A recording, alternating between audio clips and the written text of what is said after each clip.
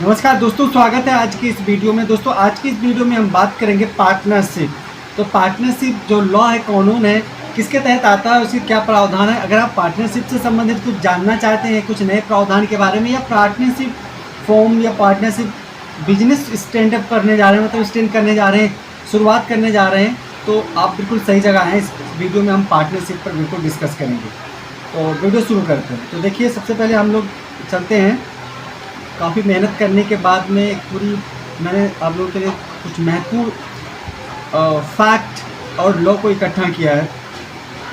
देखिए, जो पार्टनरशिप होता है, जिसको आप भारतीय साझेदारी अधिनियम 1932 के नाम से भी जान सकते हैं, तो इसमें जो प्रावधान होता है, जो साझेदारी व्यापार होता है, मतलब जो अपने पार्टनरशिप में जब दो लोग मिलकर एक साथ में कोई व्यापार करते हैं, कोई कंपनी स्थापित करते हैं, तो उसको पार्टनरशिप कहते हैं। नियंत्रित करने के लिए जो पार्टनरशिप एक्ट है, वो इस पर लागू होता है। बात करते हैं, आज भी भारत में अर्थव्यवस्था साझेदारी जैसे उद्योग धंधों से संचालित हो रही है। आप सभी लोगों को पता है, क्योंकि जब व्यक्ति खुद से अकेले से कोई जो बिजनेस होता है नहीं खड़ा कर पाता है, तो उसके लिए पार्टनरशिप के तहत खड़ा कर सकता है। दो पार्टनर होते हैं, दो लोग होते हैं, आपस में मिलकर बिजनेस करते हैं, भर्ती आपस में 50-50 करके लगाते हैं, और उसका जो बेनिफिट होता है 50-50 होता है, या 40-60 भी हो सकता है। तो इसमें अगर हम बात करते हैं, जो साझेदारी अधिनियम यानी जो पार्टनरशिप अधिनियम 1932 है, जिसे अंग्रेजी में इंडियन पार्टनरशिप एक्ट 1932 कहा जाता है। जो अधिनियम पार्टनरशिप से संबंधित कानूनों को संकलित करता है और भागीदारी के व्यापार और वाणिज्य को सुनिश्चित या निश्चितता प्रदान करता है। कोई भी व्यापार जो भी होता है, वो किसी विशेष अनुबंध के अंतर्गत एक से अधिक व्यक्तियों द्वारा संचालित किया जा सकता है। इस प्रकार का व्यापार भागीदारी यानी जो पार्टनरशिप व्यापार कहते हैं, या ठीक है, या पार्टनरशिप बिजनेस कहते हैं। जैसे जो बड़ी बड़ी कंपनियां होती हैं, उसमें बड़े सारे पार्टनरशिप होते हैं। आप लोगों ने शेयर मार्केट सुना होगा, तो ये भी एक पार्टनरशिप का एक बहुत बड़ा, लेकिन वहाँ पर कुछ और नियम लागू होता है। बट वहाँ पे भी जैसे कंपनी होती है, उसके जो शेयर होते हैं, कई सारे लोग होते हैं जो मिलकर खरीदते हैं फिर चलाते हैं।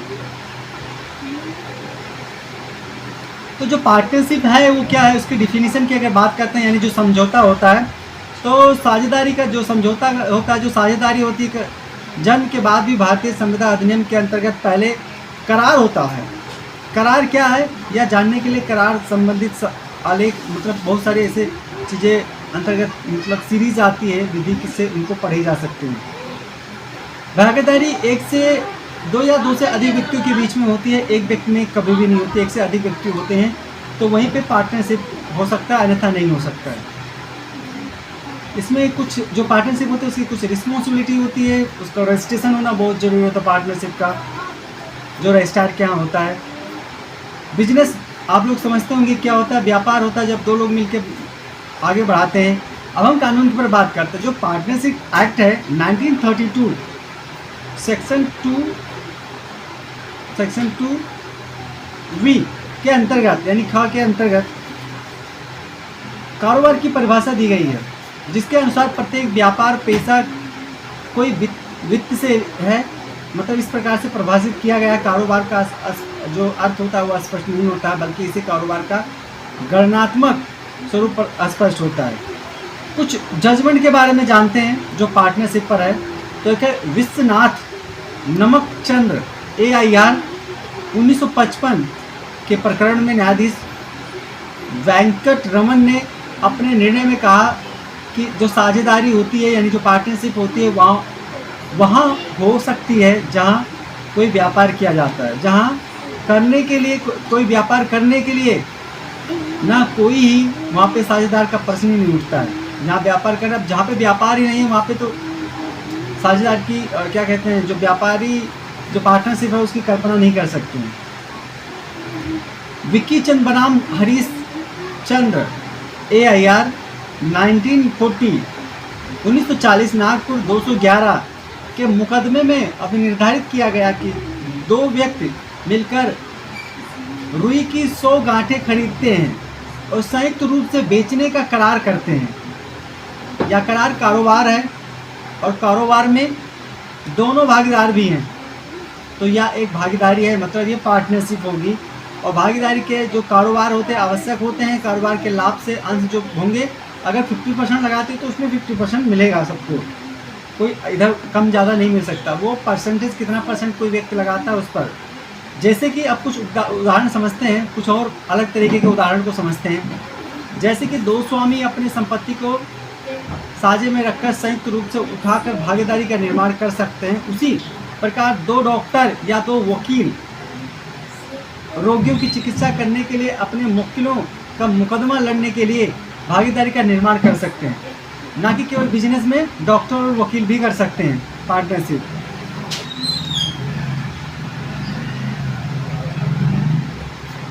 कारोबार तो आप लोग समझते होंगे, तो इस तरह से भी किया जा सकता है। केवल यह एक कार्यक्रम या धन उधार देने का अकेला एक कारोबार नहीं हो सकता है और उस कारोबार के अंदर नहीं आता है जो नॉर्मल होता है।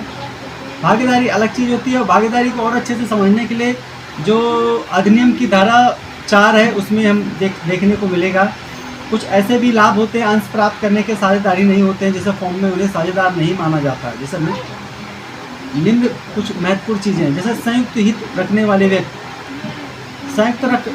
हित रखने वाले व्यक्ति को पार्टनर नहीं माना जाता है, उनको पार्टनरशिप के तहत नहीं गिनती किया जाता है। जैसे जो संपत्ति से प्राप्त लाभों का कुल प्रत्यायन गमों का उस संपत्ति से कुछ अलग ही महत्वपूर्ण होता है।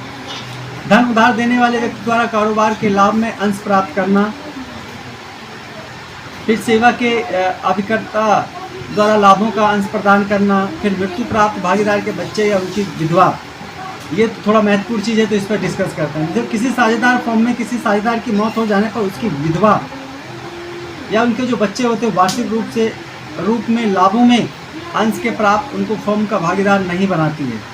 कभी कभी साझेदारी संलेख में यह समझौता होता है कि किसी भागीदार की मृत्यु के बाद उनके विधवा या उनके बच्चों को कोई मौद्रिक सहायता दी जाएगी। ऐसी स्थिति में इस प्रकार की दी जा रही मौद्रिक सहायता को भागीदारी में अंश प्राप्त करने के बावजूद भी भागीदार नहीं माना जा सकता है। ये कुछ सीमाएं हैं इसकी।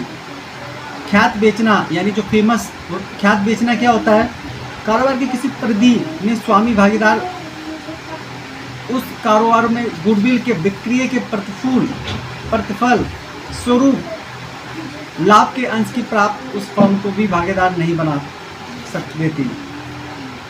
या सभी लोग किसी भी फॉर्म में लाभ प्राप्त करने के लिए, या ऐसा बहुत सारी चीज़ें होती हैं, अलग अलग तरीके के वो लाभ, वो शर्तें हो सकती हैं। वो डिपेंड करता है कि जो पार्टनरशिप रखी गई उसकी शर्तें क्या हैं, वो अलग अलग से हो सकती है, आपके अनुसार भी हो सकती है। लेकिन हाँ, जो पार्टनरशिप एक्ट है वो हमेशा उस पर एक्टिव रहेगा, उनके जो रूल हैं, नियम हैं, वो सारे एक्टिव रहेंगे।